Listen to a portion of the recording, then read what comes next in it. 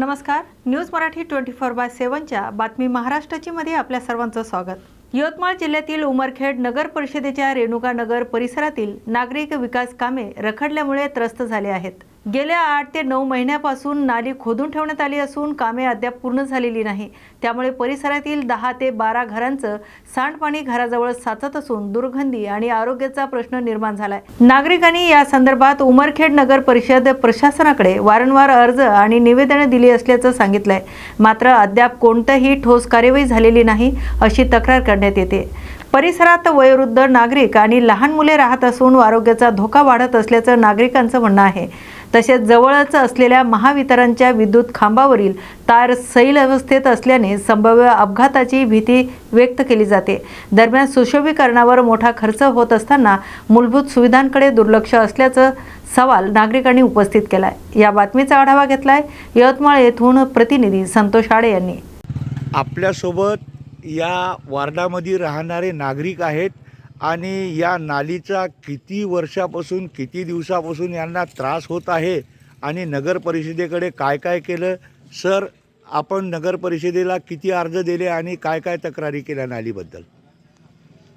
या नालीबद्दल गेल्या 8 ते 9 महिन्यापासून आम्हाला दुर्गंधीचा खूप त्रास होत आहे आणि एवढ्या यातना सहन होत आहे म्हणजे कराव्या लागत आहेत की याच्यामुळे आम्हाला अक्षरशः हे का घेतलं आहे आम्हाला नसता होत आहे। आम्हाला हे घर या एरियात एवढी चांगली छान कॉलनी होती, 8-9 महिन्याआधी इतका छान रोड होता, उमरखेडमधला सगळ्यात चांगला रोड म्हणून मान्य होता लोकांना।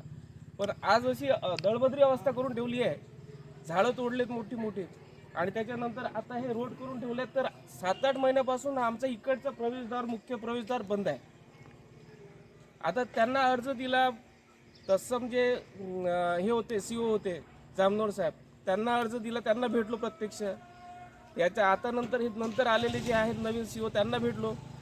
त्याच्यानंतर जे तत्सम इथं ठेकेदार आहेत त्यांनाही रिक्वेस्ट केली, फक्त पाया पडायचं राहिलं। सफाई कामगारांनाही वारंवार भेटत गेलो। काय हे पाणी जवळपास 8-9 महिन्यापासून पाणी साचलेलं आहे। 10 ते 12 घरचं पाणी इथं येऊन सोच खड्ड्यासारखा प्रकार झालेला आहे। एक हा विद्युत तार हे आहे खंबा इथं आणि या खंब्याच्या खाली ते पाणी मुरत आहे। हे खंब्या वाकल्यामुळे हे सगळे तार जे आहेत ते तार खाली जमिनीवर येत आहेत। उद्या जर काही जीवितहानी झाली तर याला जबाबदार कोण राहणार? काही जीवितहानी झाली, काही कोणी मेलं, येणारे जाणारे लोक कोणी पडले याच्यात एवढ्या मोठ्या गड्ड्यात, त्याला जबाबदार कोण राहणार? त्याच्याही पेक्षा आरोग्याचा प्रश्न फार गहन आहे आणि आरोग्य आपलं धोक्यात येऊ शकते हे तर नाकारता येतच नाही। या घरामध्ये वृद्ध आई आहे, लहान मुलं आहेत, वारंवार ते आजारी पडत आहेत या सगळ्या या रोगराईमुळे किंवा या मच्छरांमुळे, या दुर्गंधीमुळे। रोगराईला हे आमंत्रण आहे। सुशिक्षित माणसांना जर असा त्रास होत असेल उमरखेड सारख्या ठिकाणी, जर सहज नागरिक किती त्रास होत असेल त्या माणसाला, साध्या माणसाला, सर्वसामान्य नागरिकाचे काय हाल असतील? ठीक आहे सर, न्यूज मराठी 24/7शी आपण प्रतिक्रिया दिल्या। आम्ही आपल्या जे काही समस्या आहे ते शासनापर्यंत आम्ही नक्कीच पोहोचू आणि आपला प्रश्न मार्गी लागावा हे प्रशासनाला दाखवून देऊ। आणि आपण जे आता कंटाळल्यासारखं बोलत आहात सर, आपण कंटाळल्यासारखं बोलू नका। आम्ही आपल्याला कुठेही मदत करायला तयार आहोत। धन्यवाद। न्यूज मराठी 24/7 प्रतिनिधी संतोष आडे। भंडारा जिल्ह्यात लाचलुचपत प्रतिबंधक विभागाने मोठी कार्यवाही केली। वस्तू व सेवा कर विभागातील राज्य कर निरीक्षक मनीष मुरलीधर सहारे वय 35,000 रुपयाची लाच स्वीकारताना रंगेहात अटक करण्यात आली। ही कार्यवाही लाचलुचपत प्रतिबंधक विभागाने भंडारा पथकाने केली असून या घटनेमुळे जिल्ह्यात खळबळ उडाली आहे। सध्या आरोपीच्या घराची झडती घेण्याची प्रक्रिया सुरू असून भंडारा पोलीस ठाण्यात गुन्हा दाखल करण्याची कार्यवाही सुरू आहे। या प्रकरणाचा पुढील तपास लाचलुचपत प्रतिबंधक विभागाकडून केला जात आहे। या बातमीचा आढावा घेतलाय आमचे प्रतिनिधी प्रकाश नागतोडे यांनी। पुणे जिल्ह्यातील राजगुरुनगर खेड तालुक्यात असलेल्या वाडा गावात धर्मनाथ यात्रा उत्सव आनंदात पार पडते। यात्रेनिमित्त विविध सांस्कृतिक आणि पारंपरिक कार्यक्रमाचं आयोजन करण्यात आले। भीमनगर परिसरातील सर्वात मोठ्या बैलगाड्या शर्यती वाडा येथे सुरू असून या शर्यतींना मोठ्या प्रमाणात प्रतिसाद मिळतोय। स्पर्धेत प्रथम, द्वितीय आणि तृतीय, चतुर्थ क्रमांकांसाठी आकर्षक बक्षिसे ठेवण्यात आलेत. तसेच अंतिम फेरीसाठी स्वतंत्र बक्षिसांचीही घोषणा करण्यात आली. यात्रेला आलेल्या भाविकांच्या आणि पाहुण्यांच्या मनोरंजनासाठी लोकनाट्य, भजन यासारखे कार्यक्रम आयोजित करण्यात आले.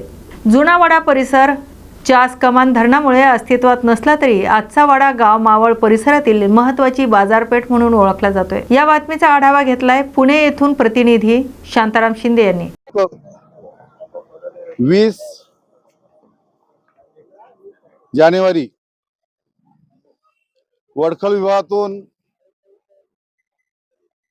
आणि वाशी विभागातून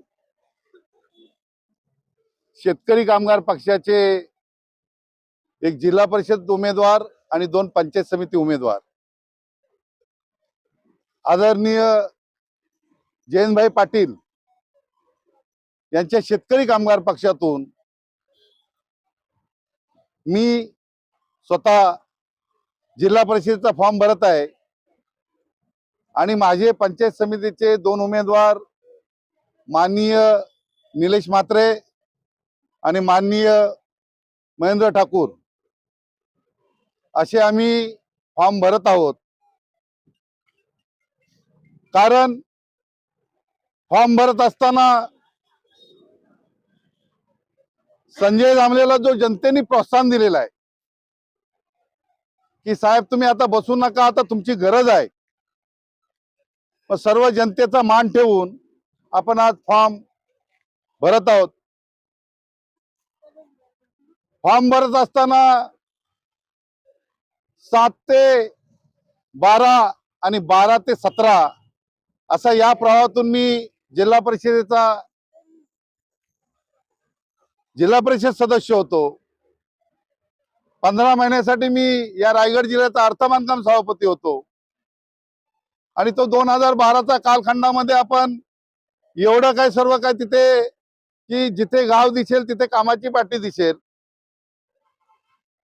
असं आपण या पेन तालुक्यामध्ये केलं होतं. सर्वात मोठा प्रश्न जो आहे आमच्या विभागातला तो म्हणजे पाणी प्रश्न.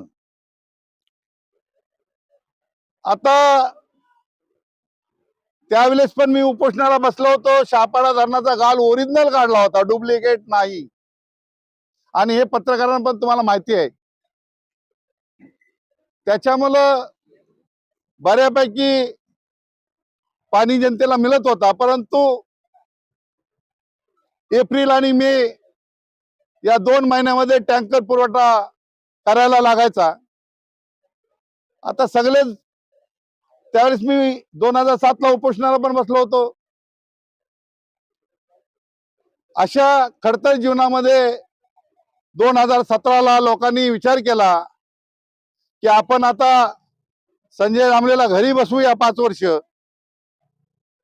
आणि मग त्यांनी जिल्हा परिषदेचा माझ्या विरोधात जो उमेदवार निवडून दिला आणि मग या प्रवाहातल्या लोकांनी 8.5 वर्ष बघितलं आणि मग लोक बोलायला की नेतृत्व जर असेल तर संजय दामलेचाच पाहिजे.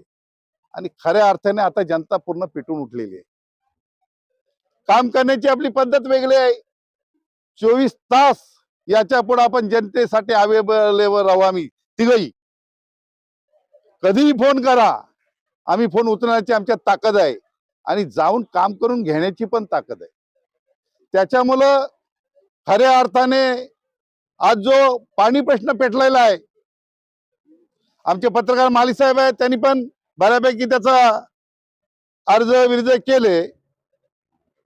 पण ज्या दिवशी त्याच्यानंतर 2 दिवसात मी ऑफिसला गेलो, मॅडम त्यांना सांगितलं आम्ही की बाबा हे पाणी प्रश्न 1 दिवसाचा नाही होणार साहेब, आम्ही 2 दिवसासाठी करतो. म्हटलं हे काय खेळला मांडलं काय? आमच्या जनतेच्या जीवाशी तुम्ही खेळता पाणी प्रश्नावर. मग त्यांना काय सांगायचं तर माझ्या भाषेत सांगितलेलं आहे. परंतु सर्व जनतेला कळकळीची विनंती आहे की ह्या पाणी प्रश्नावर आपल्याला मोठा जन आंदोलन उभा करावा लागेल आणि सर्वांना दाखवायला लागेल की आपल्याला जन आंदोलनाशिवाय हे पाणी देऊ शकत नाही. फक्त गोड बोलणार. आता सत्ता कोणाची आहे? कधी सांगता आम्ही 38 करोड रुपये आणले होते, कुठं गायब झाले ते माहितीच नाही. जल मिशन योजनेमधून करोडो रुपये टाकलेत. फक्त मिशनच्या तुम्ही टाक्या बांधल्या, त्याला कलर मारलात, पण त्याला पाईप काय जोडलात नाही का? तर तुम्ही आता सांगता आड्यातच नाही, तर पोऱ्यात कसा काय आम्ही सोडायचा? मग जानेवारी महिना आता आला, डिसेंबर पर्यंत पाऊस पडत होता. वीटभट्टीवाले ओरडत होते की हा पाऊस पडतोय, आम्हाला पाऊस नकोय.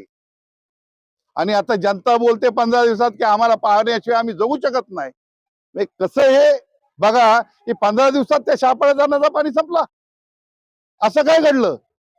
मग आम्ही जो हेटवणे धरणाचा पाणी उपसा करून शापाळा धरणात टाकत होतो, मग त्याचं झालं काय? प्लस तुम्ही असं सांगताय की तो आता तुम्हाला फिल्टर पाणीच नाही, गढूळ मृत पाणी तुम्हाला देणार. म्हणजे तुम्ही मरा, जनता मेले की त्यांच्या मेंदूवरचा लोणी खायला हे सगळे तयार झालेत. तर असं आम्ही जनता सहन करणार नाही. जनता नक्कीच सांगतो आम्हाला तिघांना भरघोस मतांनी निवडून देणार, यातील मात्र शंका नाही. आणि खऱ्या अर्थाने तिथून खरी आंदोलनाची सुरुवात होणार आहे. मित्र, आज पत्रकार तुम्ही पण आलात. आम्ही इथे जनतेला फक्त फोनवर सांगितलं, तरी पण आमची भोली बाबडी जनता इथं हजर झाली. त्यांचे पण आम्ही तिन्ही उमेदवार आभारी आहोत. पत्रकार तुम्ही आल्याबद्दल तुमचे पण आभारी आहोत. रायगड जिल्हा परिषदेच्या पेण तालुक्यातील वडखळ जिल्हा परिषद गटातून माजी जिल्हा परिषद सदस्य संजय जांभाळे यांनी शेतकरी कामगार पक्षाकडून उमेदवारी अर्ज दाखल केलाय. तसेच पेण पंचायत समितीच्या वडखळ गाण्यातून निलेश म्हात्रे आणि वाशी गाण्यातून महेंद्र ठाकूर यांनीही उमेदवारी अर्ज भरले आहेत. अर्ज दाखल करताना शेतकरी कामगार पक्षाचे पदाधिकारी आणि कार्यकर्ते मोठ्या संख्येने उपस्थित होते. संजय जांभळे यांनी यापूर्वी 2 वेळा रायगड जिल्हा परिषद सदस्य म्हणून काम पाहिलंय.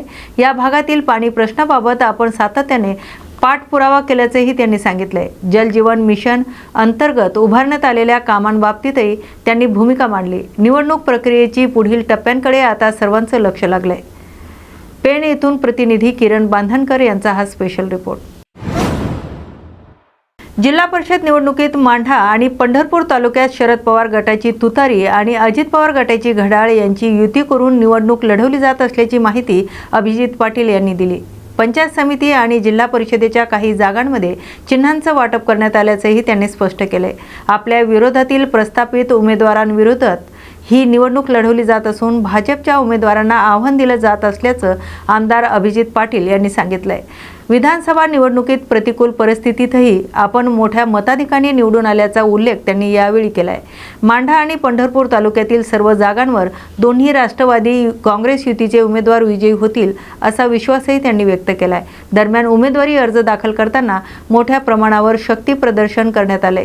या निवडणुकीत मांढा आणि पंढरपूरमध्ये राष्ट्रवादी काँग्रेस युती आणि भारतीय जनता पक्षाचे यांच्यात थेट लढत पाहायला मिळणार आहे. माझ्या मतदारसंघातील तसेच पंढरपूर तालुक्यातील 8 जागा आणि माढा मतदारसंघातील माझ्या असणाऱ्या 5 आणि कुर्डू 6 अशा सगळ्या ठिकाणी आम्ही अजितदादा पवारांच्या राष्ट्रवादीबरोबर आमची शरदचंद्र पवार साहेबांची तुतारी या दोन्ही पक्षाचं एकत्रित आम्ही आघाडी करून निवडणूक लढतो आहे. आणि सर्व ठिकाणी त्या ठिकाणी स्वच्छ चांगले आणि कर्तबगार असणारे त्या ठिकाणी उमेदवार, त्यातल्या त्यात विशेषतः तरुणांना आणि माझ्या मायमाऊलींना त्या ठिकाणी आम्ही संधी देतो आहे. तुतारीवर किती असतील सगळेच घड्याळ? नाही, आपण मिक्स मॅचअप केलं आहे. काही ठिकाणी वर घड्याळ असेल तर खाली तुतारी वर असेल तर घड्याळ, त्या ॲडजस्टमेंटनुसार आम्ही त्या ठिकाणी एक संघ दोन राष्ट्रवादी एकत्र आल्यानंतर काही राष्ट्रवादीतले नेते ते आता राष्ट्रवादीची साथ सोडत आहे, कमळ हाती घेत आहे. काय त्यांना भीती वगैरे जाणवली काय? संपर्क झाला त्यांच्याशी? भीतीपेक्षा त्यांना आता डबल बारी आली, कारण सगळे पक्ष फिरून आता डबल एक रिपीट राऊंड चालू आहे. त्यामुळे त्यांच्याबद्दल बोलण्यासारखं काय ही वाटत नाही. काही प्रदेशाध्यक्षाकडे तक्रारी केल्यात, आम्हाला ईबी फॉर्म मिळाली नाही म्हणून. त्यांनी माझ्याकडे मागायला आले असते तर ठरवलं असतं, पण आलेच नाहीत मागायला. नाही, आमची बोलणी सुरू आहेत. आता जागा अर्ज भरल्यानंतर त्याच्यावर आम्ही काही जागेवर मागं पुढं सरकारचं ठरलं तर आम्ही करू. या निवडणूक छत्रपती संभाजीनगरमध्ये लाडकी बहीण योजनेच्या हप्त्याबाबत दिलासा देणारी माहिती समोर आली आहे. राज्याचे मंत्री संजय शिरसाट यांनी सांगितलंय की निवडणूक आयोगाच्या नियमामुळे हप्त्याच्या वितरणास विलंब झाला होता. मात्र आता 400 कोटी रुपये रिलीज करण्यात आले असून लवकरच लाभार्थी महिलांच्या खात्यात हप्ता जमा केला जाईल. यावेळी त्यांनी निवडणुकीनंतर सुरू असलेल्या चिंतन बैठकीबाबत माहिती देत सांगितलंय की निवडणुकीचा आढावा घेण्यासाठी शिवसेनेची समिती कार्यरत असून तिचा अहवाल उपमुख्यमंत्री एकनाथ शिंदे यांना सादर केला जाणार आहे. दावोस कराराबाबत बोलताना त्यांनी उद्योग गुंतवणुकी संदर्भातील करार महत्त्वाचा असल्याचं नमूद केलंय. महानगरपालिका निवडणुकांमध्ये चांगल्या कारभारासाठी युती आवश्यक असल्याचंही त्यांनी स्पष्ट केलंय. नाशिक आणि रायगडच्या पालकमंत्री पदाबाबतचा तिढा मुख्यमंत्री कार्यालय स्तरावर असून त्यावर लवकरच निर्णय घेतला जाईल असंही त्यांनी सांगितलंय. इतिहास माहिती आहे. वेळेवर ऐकलं असतं तर काय बदल घडले असते याची जाणीव आता त्यांना झालेली आहे.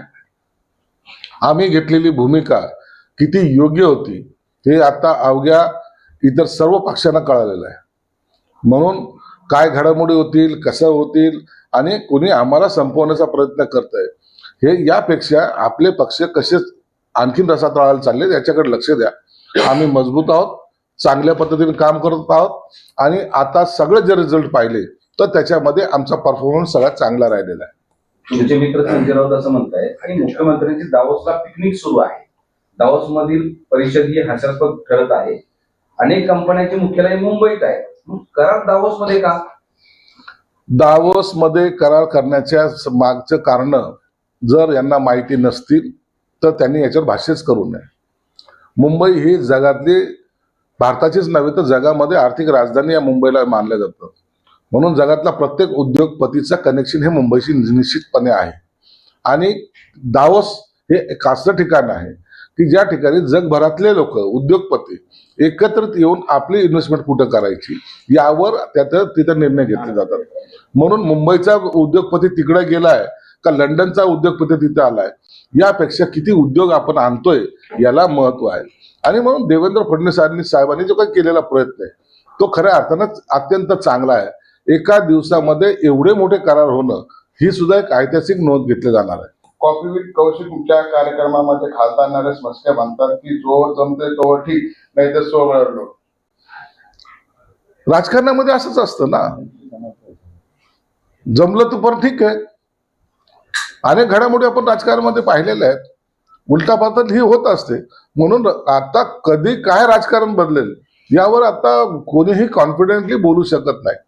म्हणून आजची भूमिका आमची शिवसेना भाजप बरोबर युतीमध्ये आहे आणि आम्ही त्या पद्धतीनेच काम करणार आहोत. जिल्हा परिषदेमध्ये तुम्ही सगळ्यांनी युती केली, आता अखेर ठरलं. महापालिकेत ज्या चुका झाल्या त्या पुन्हा होऊ नये म्हणून ही सगळी तयारी म्हणाली. तसं नाहीये. महानगरपालिका हे वेगळं क्षेत्र होतं. जिल्हा परिषद हे मिनी मंत्रालय मानले जातात आणि मिनी मंत्रालय म्हणजे प्रत्येक ग्रामीण भागाशी असलेला कनेक्ट हा जिल्हा परिषदच्या माध्यमातून होत असतो.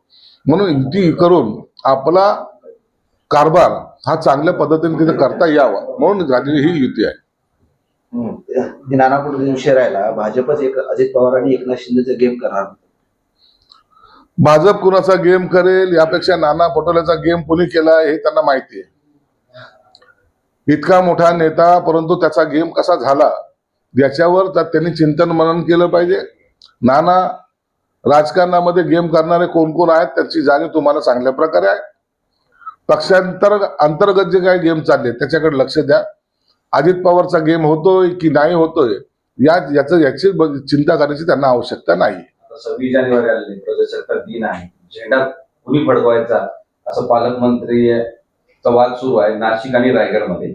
नाशिक आणि रायगडमधल्या पालकमंत्री पदाचा तिढा कायम आहे. 26 जानेवारीला ध्वजारोहण कोण करायचं, कोणाच्या हस्ते होणार याबाबतचा निर्णय आता मुख्यमंत्र्यांच्या त्याच्यामध्ये आहे, कोर्टामध्ये आहे आणि ते निर्णय घेतील.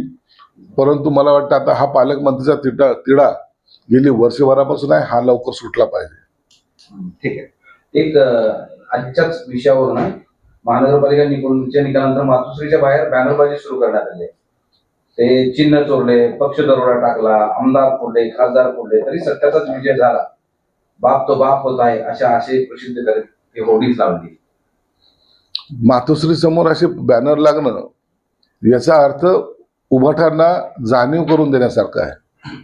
म्हणून उभाट्याला जर त्या घरासमोर बॅनर लागल्यानंतर सुद्धा जाणीव होत नसेल तर मला वाटतं त्याच्यासारखे दुर्दैवी तेच.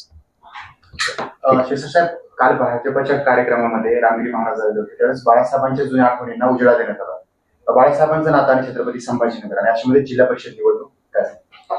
बघा, शिवसेना प्रमुखांचं नातं या संभाजीनगरसाठी अत्यंत अटूट नातं ज्याला म्हणतात ते होतं. शिवसेना प्रमुख आले आणि मराठवाड्यामध्ये चमत्कार झाला. सर्व हिंदू एकत्रित आले. मराठवाड्यामध्ये अनेक दंगलीचा संघर्ष आम्ही पाहिलेला आहे आणि त्याच्यानंतर वाढणारी इथलची ताकद तुम्ही पाहिले असेल की एकही ग्रामपंचायतचा सदस्य सुद्धा आमचा नव्हता. अनेक खासदार झाले, अनेक आमदार झाले, अनेक नगरसेवक आले, संभाजीनगरमध्ये सत्ता आली आणि सत्तेचं परिवर्तन करणारा एकमेव नेता बाळासाहेब ठाकरे साहेब होते. म्हणून त्यांच्याबद्दलचा आदर आज पक्षातल्या अंतर्गतच नाही तर जे विरोधात होते त्यांना सुद्धा त्यांच्याबद्दलचा आदर तेवढाच आहे. आणि महाराज रामगिरी महाराजांनी जे सांगितलंय ते सत्यता आहे. एखाद्याची हिंदुत्वाची पताका घेतल्यानंतर माणूस कोणत्या उंचीला पोहोचतो हे कदाचित रामगिरी बाबांना सांगायचं असेल. सोलापूर जिल्ह्यातील मोहाळ तालुक्यातून जिल्हा परिषद निवडणुकीसाठी उमेश पाटील यांनी उमेदवारी जाहीर केली आहे. राष्ट्रवादी काँग्रेस अजित पवार गटाचे सोलापूर जिल्हा अध्यक्ष असलेले उमेश पाटील हे मोहाळ तालुक्यातील कुरुल जिल्हा परिषद गटातून उमेदवारी अर्ज दाखल करणार आहेत. मोहाळ तालुक्यात भाजप विरोधात राष्ट्रवादी काँग्रेस अजित पवार गट, राष्ट्रवादी काँग्रेस शरद पवार गट आणि शिवसेना शिंदे गट यांची युती करण्यात आली आहे. तालुक्यातील एकूण 6 जिल्हा परिषद जागांपैकी 3 जागांवर राष्ट्रवादी काँग्रेस, 2 जागांवर शिवसेना तर एका जागेवर राष्ट्रवादी काँग्रेस शरद पवार गट उमेदवार देणार आहेत. उमेदवारी अर्ज दाखल करण्यापूर्वी उमेश पाटील यांच्या कुटुंबियांकडून औक्षण करण्यात आले. यावेळी बोलताना त्यांनी आपली लढाई ही भाजपा विरोधात नसून स्थानिक पातळीवरील प्रतिस्पर्ध्याविरोधात असल्याचं स्पष्ट केलंय.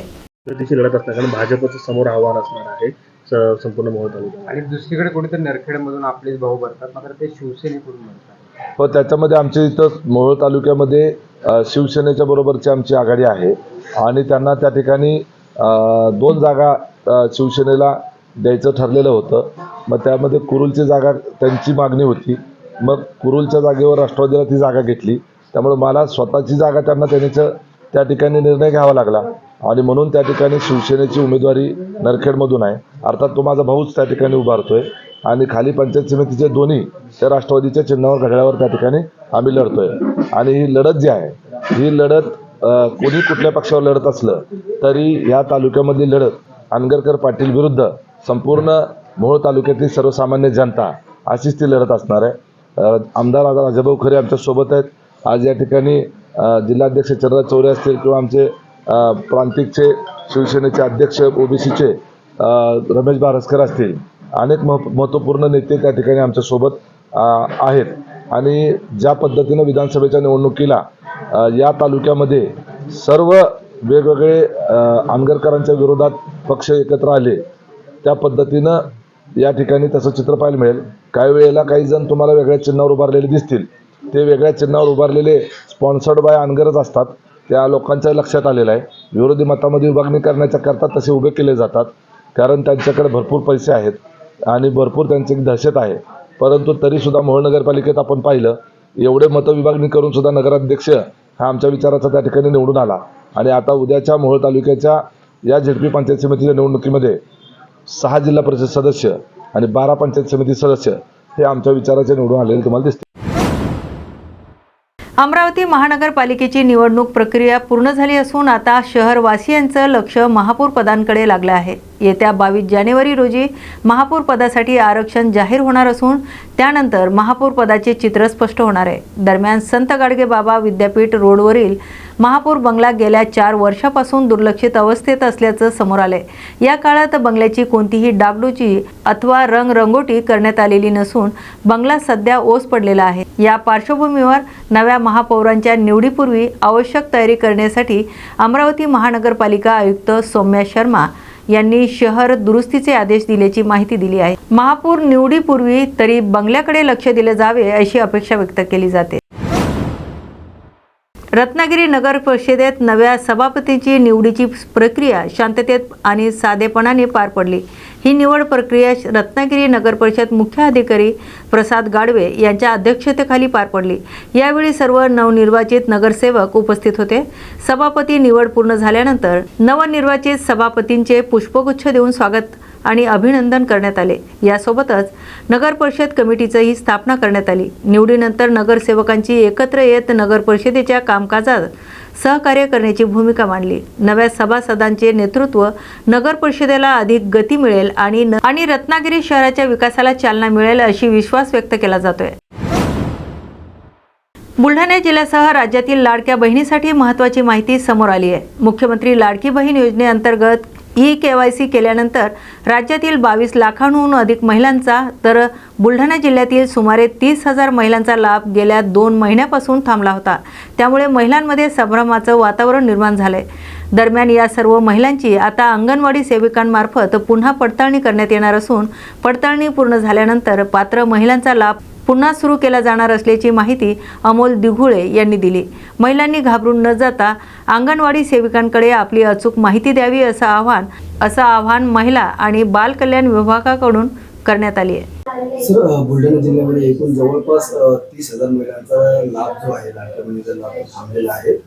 काय नेमकं तुमच्या वरिष्ठ कार्यालयाकडून काही मार्गदर्शक सूचना प्राप्त झाल्या आहेत? कारण महिलांमध्ये मोठा संभ्रम आहे।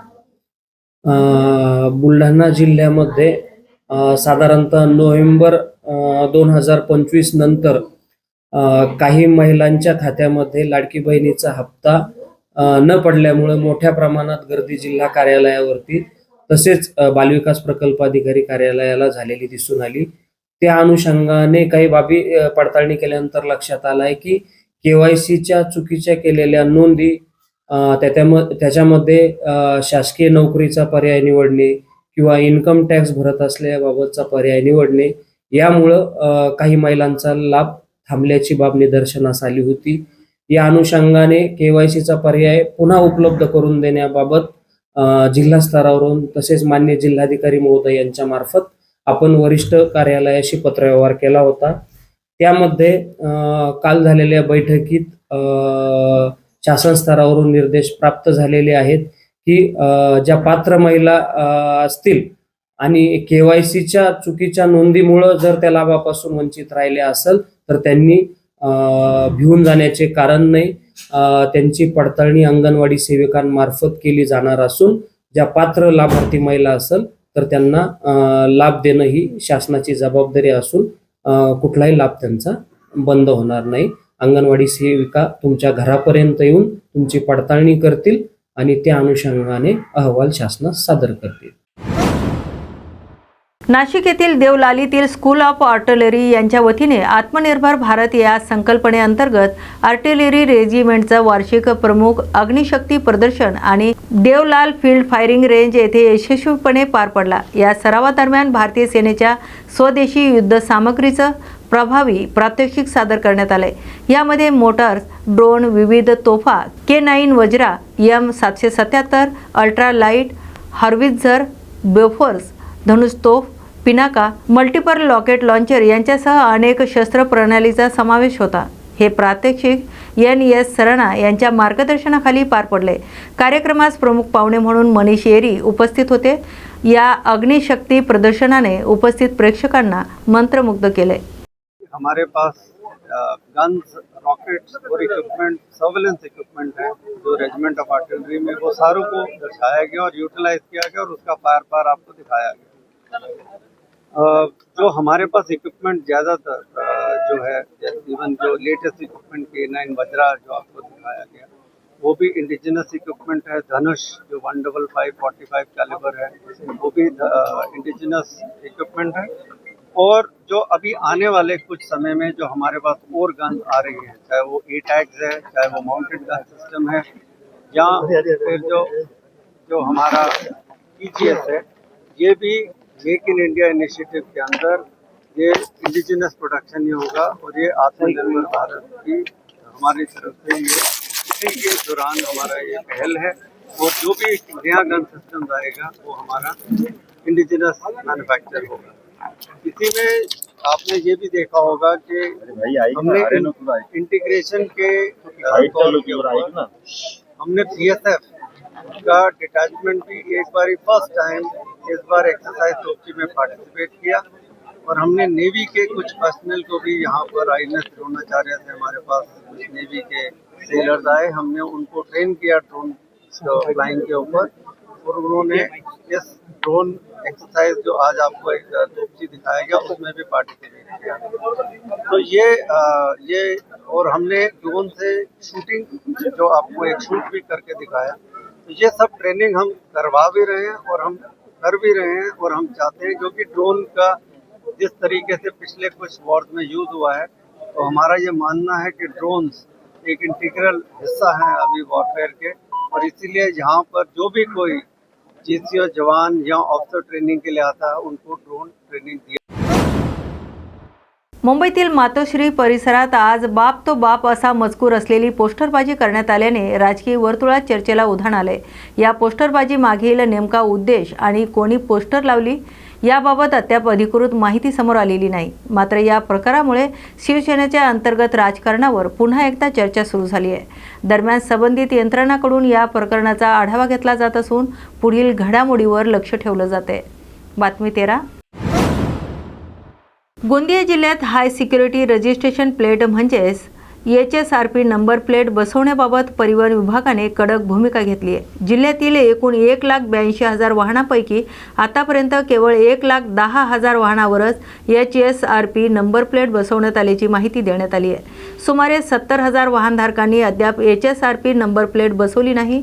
यामध्ये प्रामुख्याने ग्रामीण भागातील वाहनधारकाचा समावेश असल्याचं सांगण्यात आले। HSRP नंबर बसवण्याची अंतिम मुदत 31 डिसेंबरपर्यंत होती आणि ती पुढे वाढवण्यात आली नाही।